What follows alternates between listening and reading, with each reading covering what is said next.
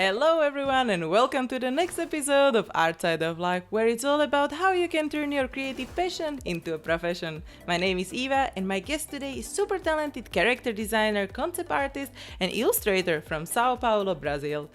Many things influenced her artistic journey, but the most powerful inspiration were the Disney movies.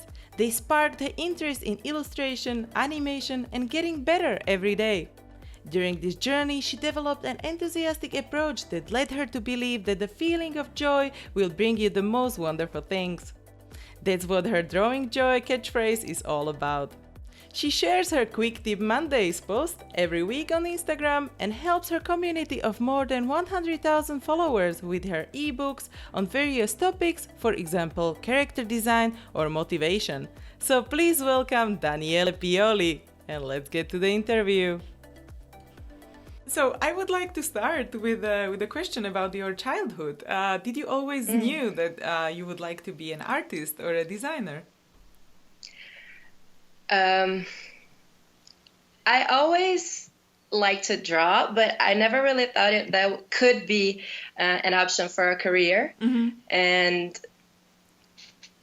my mother used to say to me that I should go for it, but I wasn't really sure what I was able to do. You know, I never realized that the animation movies I watched, the people were behind it. You know, artists were behind it. That I could be one of them, and that took me a while to understand. So I wasn't really sure at the beginning. But yeah, I drew a lot, and I grew up. I never stopped drawing. So, I don't know. It was kind of a childish drawing. You know, it wasn't like anything that I wanted to get better at. I just enjoyed doing it. So when did you decide that you want to take it professionally or like seriously?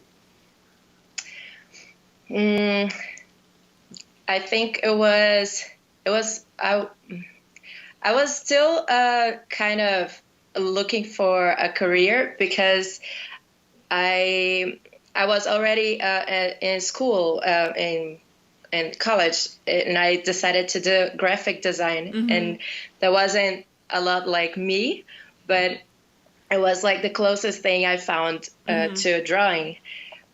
But and while I was doing that, I got focused on photography and other stuff, and then I found that I could do animation. So I started like learning 3D and all this stuff, but none of those stick. And what really sticks is the drawing, is illustration. So then I decided, no, I can't. I have to stop running from it. I'm going to do this. Did you work a bit as well with 3D and graphic design before you went to illustration and animation? No, not really. I was just starting to learn, but it wasn't really for me. Yeah. And so which were the kind of the biggest decisions and turning points when you decided you want to go for art, and which got you where you are now? I think when I started taking this seriously, that's when everything started. Not started, but everything changed, because when you start taking it as like your work, your job, not your hobby, not just something you like to do, that's when things start moving forward. You know, I was feeling kind of stuck, like in the same place, and then now I'm gonna change this. I need to do the job before anyone tells me I can do the job. You know, I don't have to get a job in a big studio to know that I can do this. I'm going to do this, and this is my work, and I'm going to take this seriously. And I started doing that. So I think that's when things changed, and I kind of created a routine for myself that I kept creating, and I got better, and things started to happen. And did you look for jobs in the studios as well, or did you decide right away that you want to work on your own? No. I was looking for a lot of jobs. I didn't have this mindset that I could do that on my own, because I wasn't like I didn't have a lot of people looking at my art. That's like everybody in the beginning. Yeah. So I was searching for a lot of work in a lot of studios, but I didn't get anything because I was really starting, and I was looking for work in studios in the United States, in Europe, in, I don't know, wherever it is, but not really in Brazil. And it's hard for people to hire someone from outside in those countries, in Europe, or it's harder than working just here. But here the industry was a little different than it is today. And it was very different than the animation studios that I wanted to work on. So I decided I'm going to get better by myself, and I'm going to do this. And if somebody looks at my art and say, yeah, I think she can work at this film or whatever, then yeah, I'm up for it. Yeah. And did you have a community in your area, or someone who inspired you, where you were kind of developing your skills and like maybe going to the live drawing classes or learning online, or did you have a mentor? Yeah, I studied a lot online, but I think one thing that changed a lot for me was when I went to the Imaginism workshop. It's in Canada. You spend 1 month there, and you have teachers like Bobby Chu, and like it was really something that changed my mindset, and exactly what brought that that idea of you can do it yourself. Don't wait for someone to tell you that you can do it. Just do it. And it's like fake it till you make it. I like that expression. I know it as well. Yeah, just act like you are the person you want to be, and eventually you'll get to be that person. Yeah, I didn't know that and you went for the month there, because I went for some get-togethers as well with Schoolism, and I did some of the online classes too. Oh, cool. Yeah, it was really nice and really intense, really intense.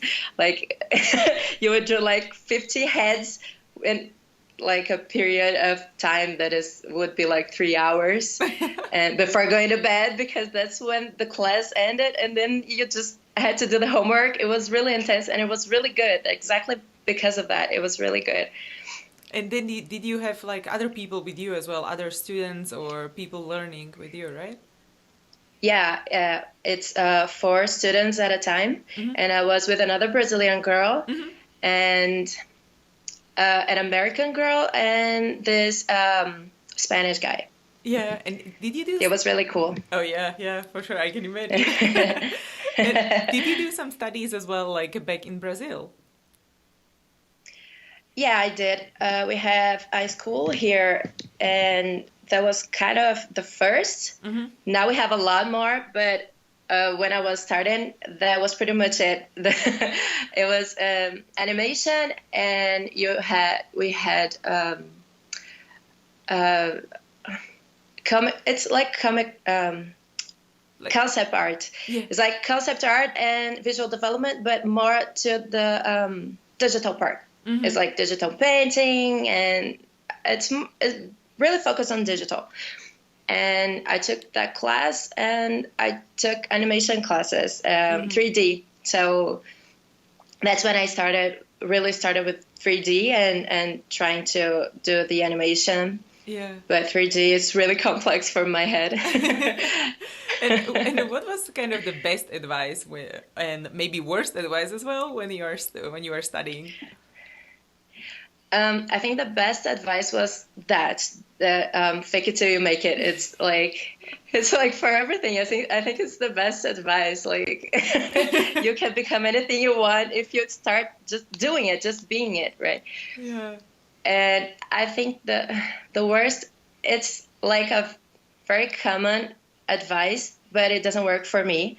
It's work hard. To me, it's like it doesn't work that way, because I get very anxious and very frustrated real fast, and that is a bad thing for me, because for some people it's challenging and it's good, but for me it's like I maybe I won't draw this for a long time because I get so frustrated, and I'll stop drawing it. So I can't work hard. I have to be kind to myself and go slow. So how do you do that then? How do you overcome this, like being stressed from art? Do you like get inspired by nature, or do you go to the beach, or do you look at other art? Yeah, other artists, like Pinterest is my best friend because like there's everything there, and I have folders of things that I would like to do and artists that I get inspired by, and lots of reference. So when I feel that way and kind of stuck or frustrated, I definitely go to Pinterest. And even if it's like looking at a wonderful beach somewhere in Thailand, whatever, it feels good. I think that our feelings really dictate what is the outcome of our art. So I try always to get that feeling good experience and just calm down. It's not as bad as you think we are. It is, or we are, or whatever it is. So yeah, I think looking at things that make me feel good, it really helps. Yeah, I agree, because I also have the stuff on Pinterest. Like I have it in folders. Like I have inspiration for girl character design, hair, animals, and I don't know what. So Yeah, like so many folders. so how do you structure then your inspiration? Do you have like special way, like I don't know, colors or humans, or is there like the way to how you look at it? um I'm not sure if I get the question. So basically, if there is a special way how you organize your inspiration, or it's just more random how you feel like. Okay. Um, it's I don't really organize it so much. I'm very disorganized actually. I'm a mess pretty much. So um, I have like my folders like for character design, for painting characters, for illustrations and paintings from old old artists,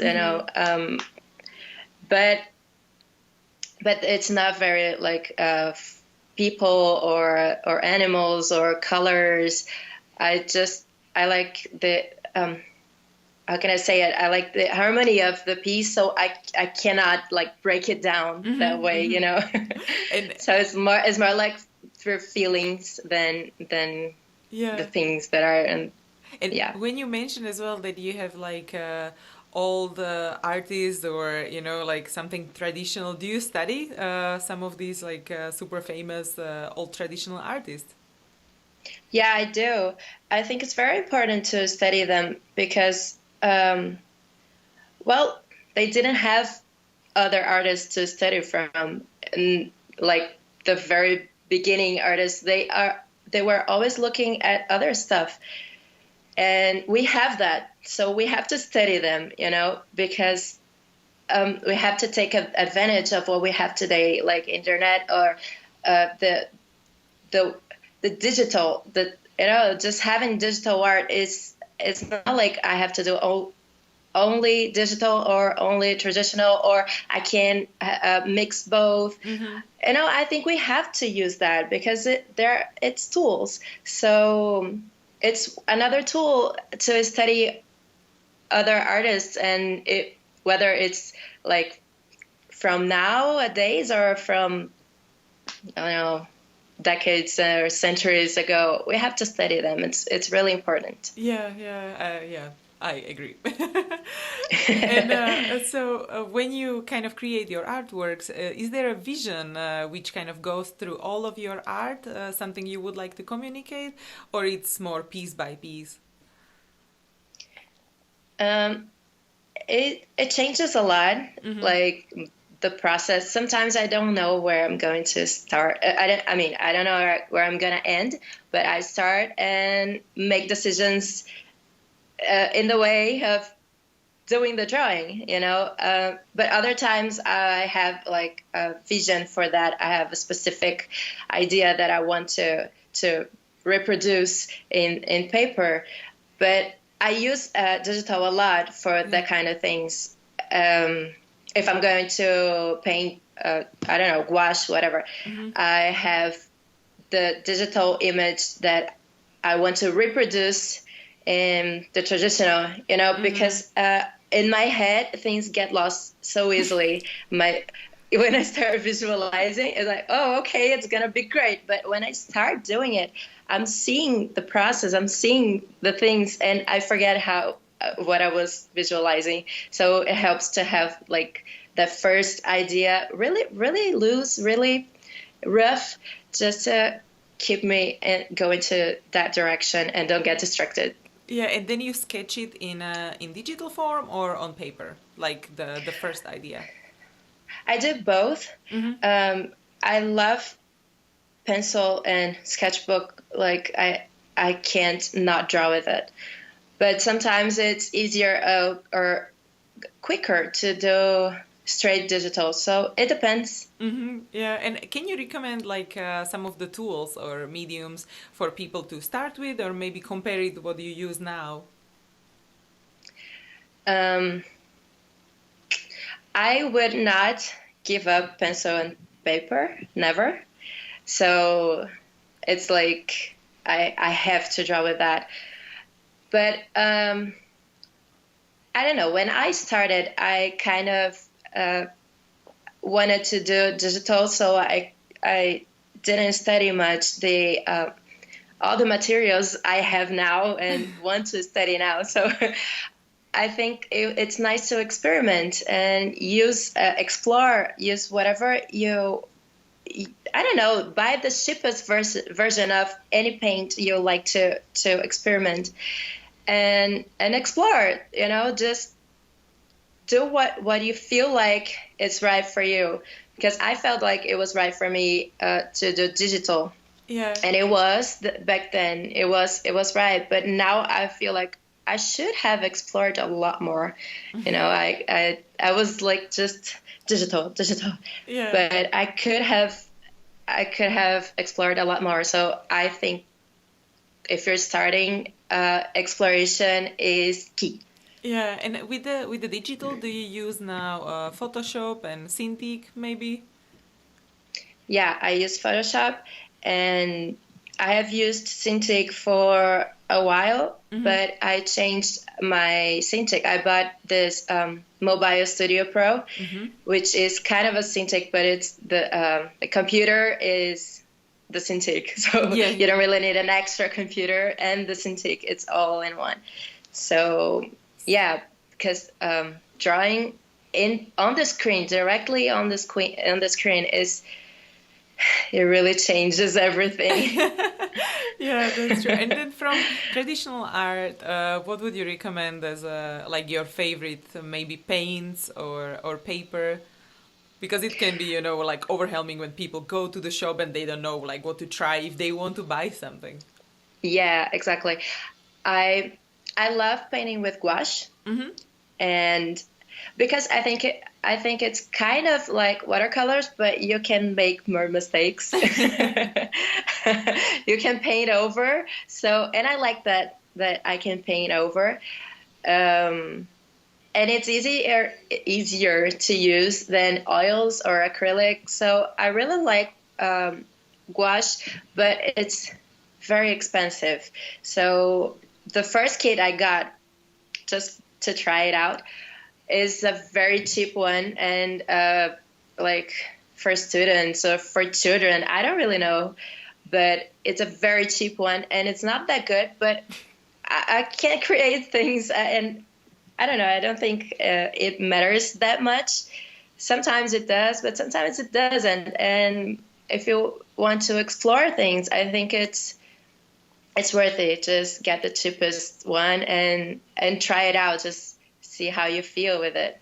Yeah, but I still would like to know what you use now, because if someone would really like to try, you know, the brand what you're using now, can you share what is that?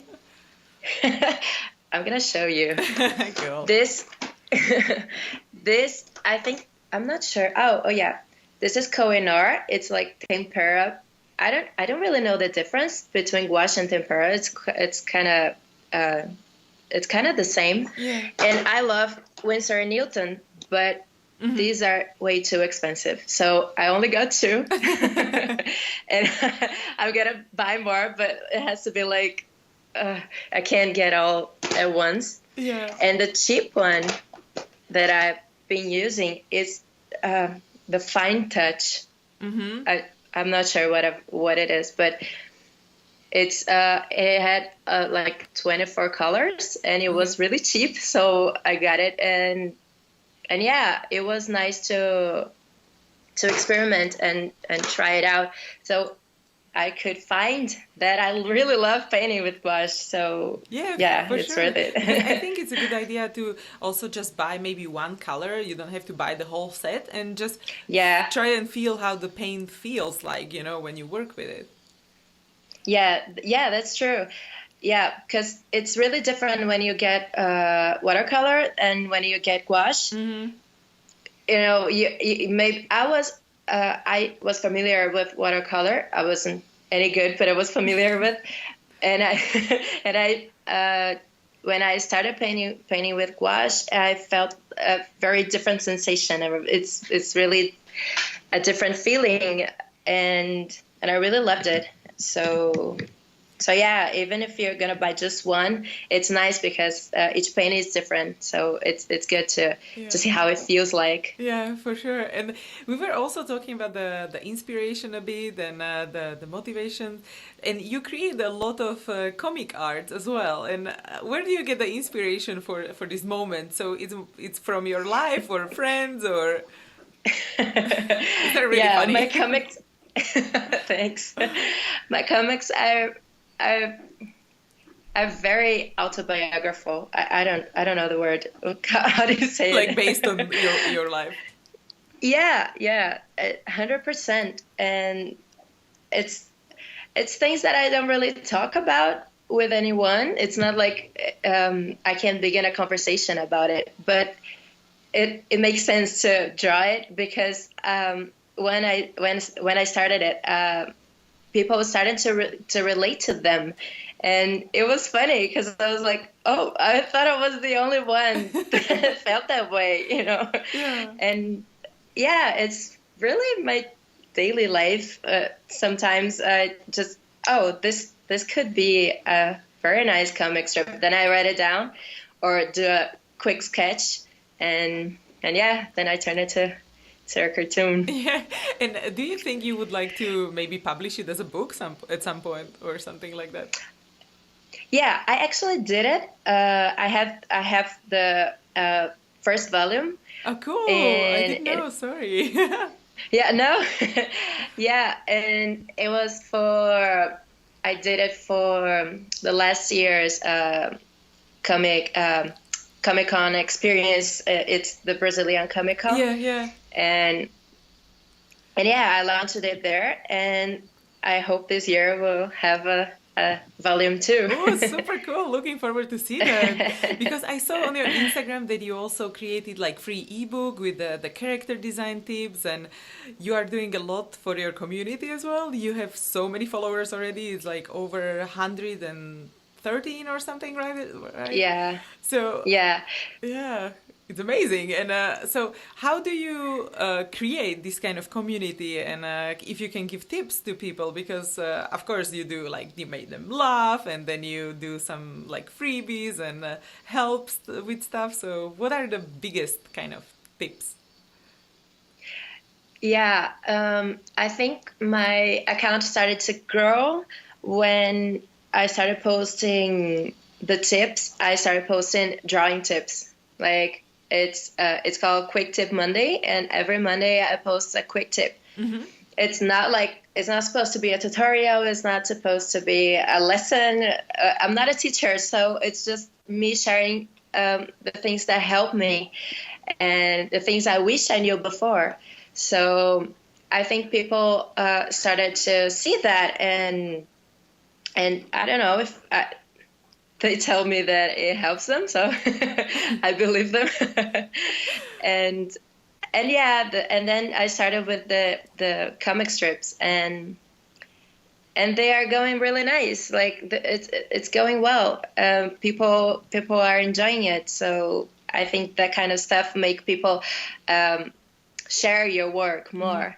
If you give tips or if you're doing something funny, people like sharing that stuff, and that's how your accounts start growing. But I mean, I'm not saying everyone has to do something like that.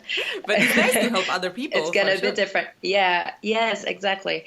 If people are feeling helped, it's like they feel that you are giving them something they are going to use for free, they will be happy to share it to other people, So I think that was a big thing that changed my follower numbers. Yeah, definitely. Yeah, because you do also giveaway and these kind of things, right? Yeah, I do it.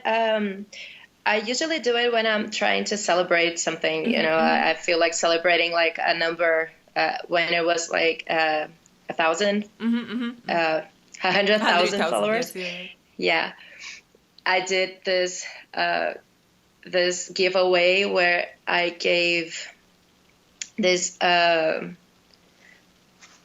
this one, but a version of like a little painting. It was this size. It was small, pretty much, but it was original.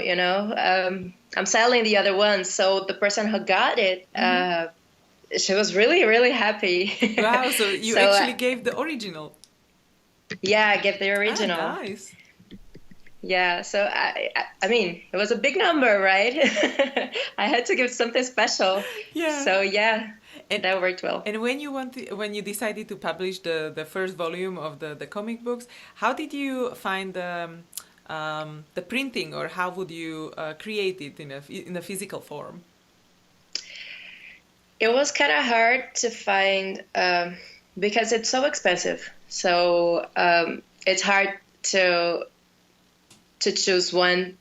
They are all expensive, and I wasn't really able to go and to the place and see like a proof or a test before it gets printed. But so I mean, I did the comic strips, and I did the tips one, and they are not very colorful, so that wouldn't be like there wasn't going to be like, oh, this color is a little off or whatever. So I did the I don't know, easiest option I found, which was printing that was completely online. I didn't have to talk to anyone. Yeah. So I just dropped the file there, and I don't know, a few weeks later it was here, and it wasn't that expensive. The others were more expensive, so I was able to do that way. And to help a little bit, I did some sort of pre-sale, because that would help me with the money. And yeah, it was like kind of a shot in the dark or something, because I didn't know what to expect, and it turned out well, okay. Yeah. But if I'm gonna do something with more colors, I would definitely be more careful about that. Yeah, and did you find like the printing business online, or it was in Brazil? Yeah, it was online, but it is from here. It is in São Paulo, so it was really easy for me to do with them. Yeah, and for new exciting projects, as you mentioned, like the second volume of the book, what are the other as well exciting things which are coming up, which you would like to share? Okay, so I'm doing this cookbook. Oh wow! I mean, yeah, it's so random, but it's not. I'm vegan, so I decided to do something about this. I mean, I have to do something to help the cause, right? And I decided to do a vegan cookbook. I haven't really started, but I have the recipes and I started a few sketches and I don't know what to expect because it's such a niche, Yeah. it's a little illustrated cookbook, so vegan cookbook. So I don't know. Let's see what's happening. I don't know what to That's really expect. cool. I really like that because my sister is vegan, so that would be Oh, something I would cool. definitely get for her. Thank you. At least one.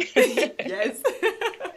Yeah, because we try to eat healthy actually at home here as well. So I think that would hmm be really helpful because I mean, I eat meat sometimes, but it's not that much. So we are always, Uh-huh. changing like chia seeds for eggs, and these kind of things. So it's great to have the idea. So yeah, Yeah, definitely, I yeah, like it's it. it's really nice. Yeah, it's really nice because it's gonna be good to spread the message anyway because my audience will be in touch with that. Hmm. So it at some point someone is going to look at it and really get something from it. Even if it's not, you don't have to become a vegan, but if you are changing your habits, seeing that there are other options, it's already positive. Yeah, So, yeah. yeah. Or at least think how can you be a bit more healthy so they can get ideas or Yeah. variety or yeah, so that's really cool. Yeah, exactly. So it will Yeah. be all illustrated. Yeah, it will be illustrated and like with a glitter character. And I still don't really know how it's gonna look like, but I'm really at the beginning, and I hope this year at the Comic Con experience, it will. I don't know if I can keep up with it. I will be launching it in December. In December. Yeah, yeah, yeah. Oh, cool, Yeah. cool. And are you And there are other stuff too, but I think this one is the most uh, different, I think. yeah, yeah, definitely. Because then you still need to produce it for the convention, right?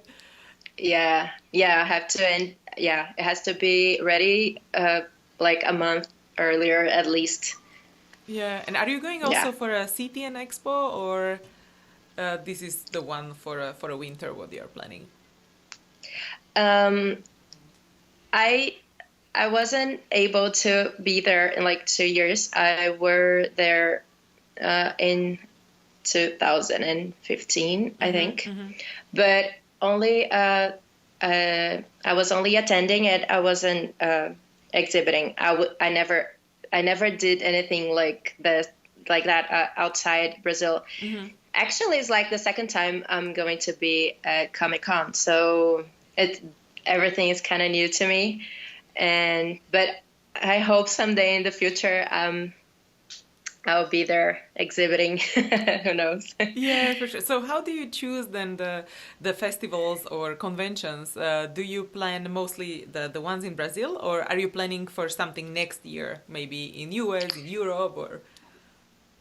Yeah, I'm really hoping to go to other conventions in other countries, Mm-hmm. but since I have a lot of material, I still haven't figured out how to do with that.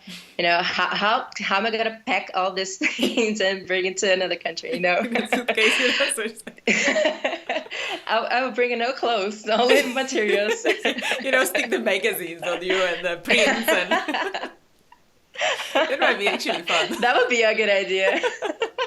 It's a costume, idea for Comic Con as well. I love this. Okay, now I challenge you to do that. I will go to that Comic Con for sure. Oh my god. Challenge accepted. Good now. When this will be released, everyone.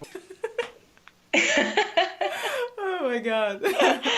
Oh my god. But but I mean that's really cool that you are like thinking about the new projects for the future. And so how do you decide, Yeah.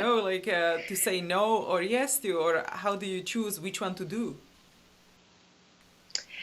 Um, I always have a lot of projects in my mind Mm-hmm. that I want to create, but I have to choose the ones I really resonate more with.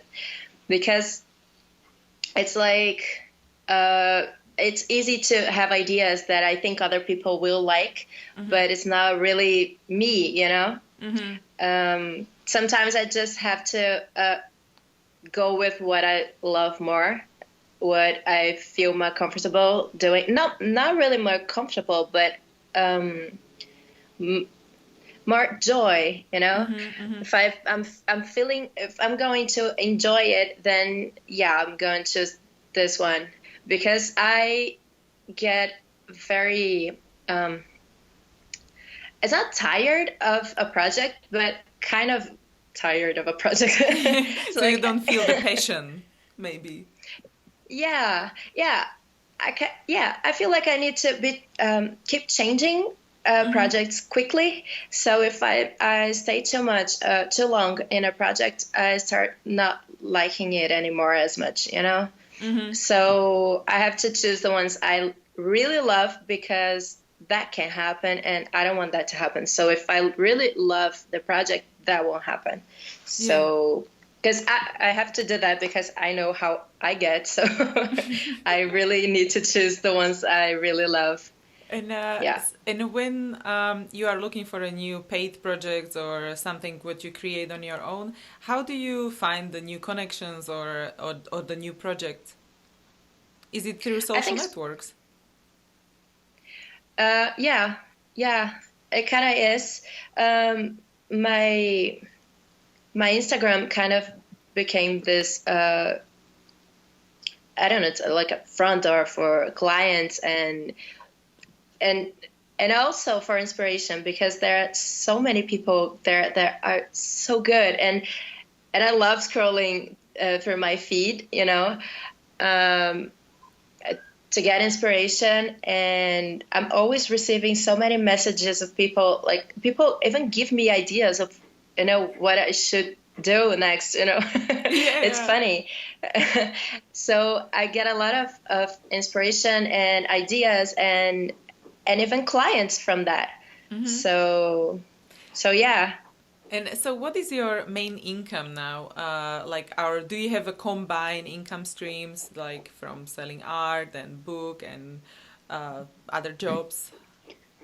Yeah, my main income is client work. That has to be right now, because I don't really have a lot of material to sell and become a bigger income. But that's kind of the goal, you know, being able to create and sell what I create, you know, rather than create what a client want me to create, you know. Yeah. But so far it has been clients, but I don't know, it's going to change. That's good. And so you talked about it a bit before as well, but so what is the thing you wish you knew before you started your career? Something you would recommend? That's I think would be to explore more and be more open.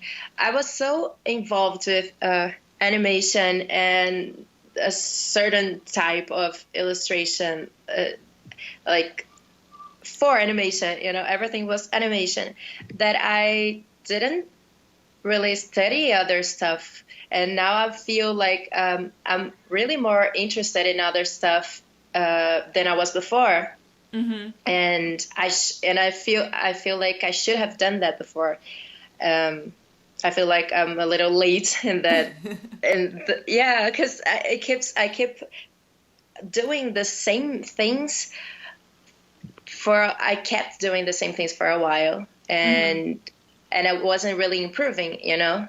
Yeah. So when you start like exploring other universes, you know, other stuff that maybe you don't even like it, but you start exploring it and paying attention to it, the ideas start to stick in your head, and you start doing things differently, and you start doing different things. So I think this is really important, and I should have done that when I started. It's super cool that you actually realize it now, that it's something what you should have done, or how would you do it, because like when we start, we don't see all the time the full picture, right? Yeah. When I started, I was like, I have to be like this person. I have to be like this artist. My art has to be this way. And I would get really frustrated because I wasn't that person. I wasn't that artist, you know? So I would be really frustrated with my work, and that was really disappointing. So I don't think we should compare like that, especially in the beginning, because in the beginning you're just beginning. You can compare yourself or your work to someone that has been working for a long time. And that's what I was doing. You know, I wanted my work to look like that, but okay, it can look kind of like that, but I'm me. It's never going to look exactly like that, you know? And once I accepted that, okay, it's going to look like me, and it's going to be my art, then frustration wasn't that strong anymore, and it was better. It was easier to keep being an artist. Would you think that some of these experiences would be like the worst career moment so far, and kind of something what you can learn from? Is there something? Nothing really specific, but those moments, it doesn't have to be specific, but I did have those moments. I still do have those moments where you're just like, why am I doing this? Why do I even bother doing this? It's never going to work. It's never going to become something important. But when I realize I'm doing that, like, this is not going to take me anywhere, you know, this kind of thought, this mindset of why am I doing this? And I stop it, and then I go to my best friend, Pinterest, and start looking at, because like, for me, inspiration is everything. I don't know. Some people can be less intuitive and more like rational, but I'm a lot emotions. So I have to feel inspired. And I have to, go after it, because I can't just sit and expect it to come. So when I feel that way, I try my best to feel inspired again, and it always helps. And when you are also like studying or either relaxing, can you recommend some books people should really read, or maybe movie or documentary? One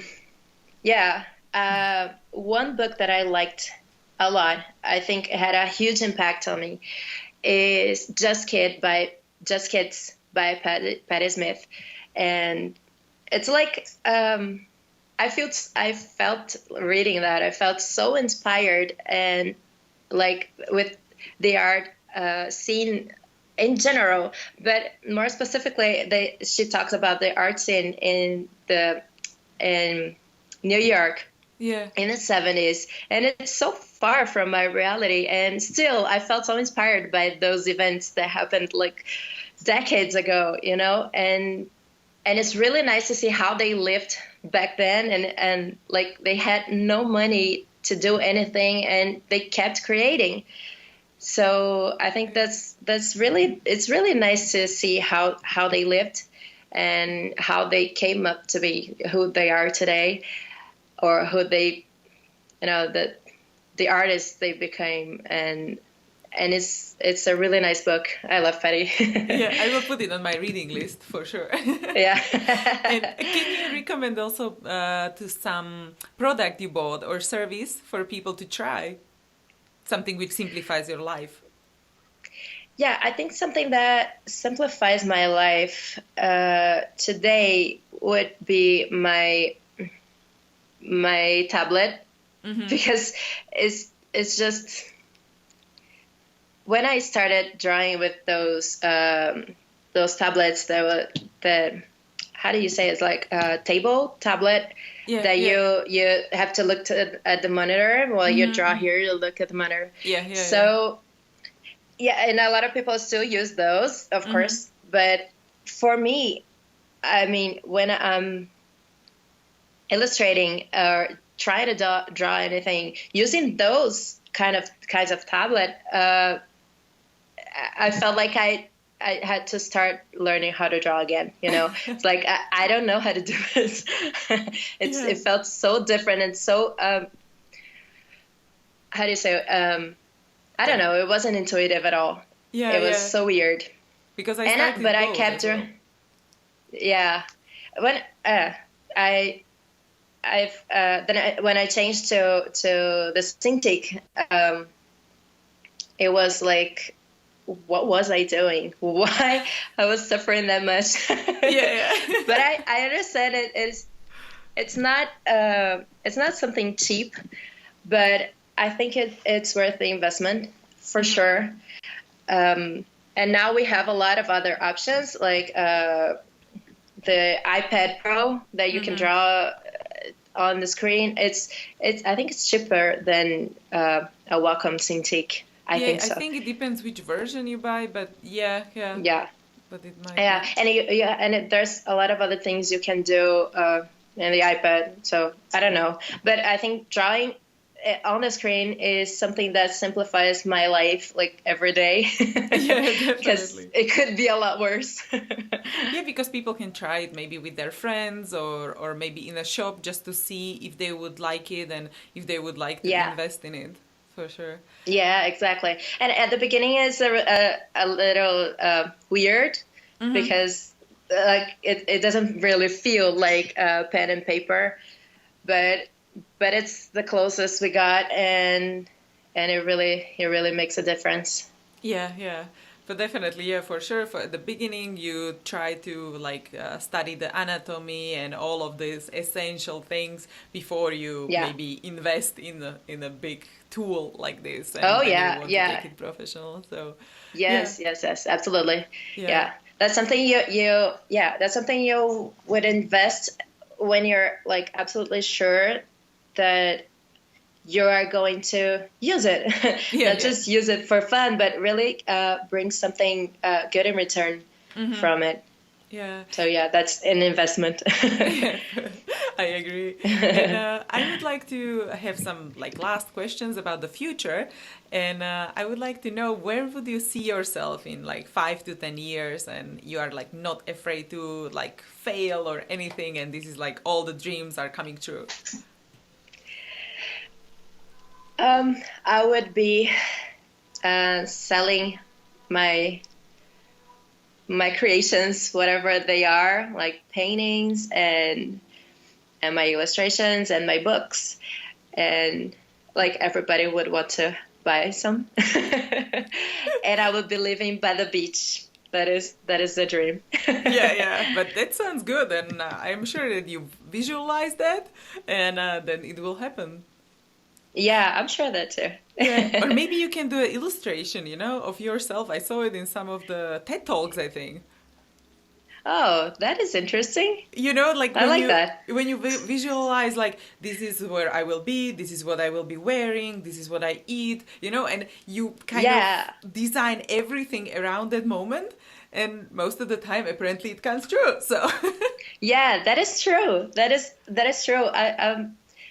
It's all about law of attraction, right? You start creating that moment with all the details, and you start vibrating in that vibration, that frequency, and you attract the things. So and doing a drawing of it, that would be nice exercise. Cool. So hopefully I will see that as well. Yeah, you will. Cool. And my last question is about how would you like to be remembered in 100 years?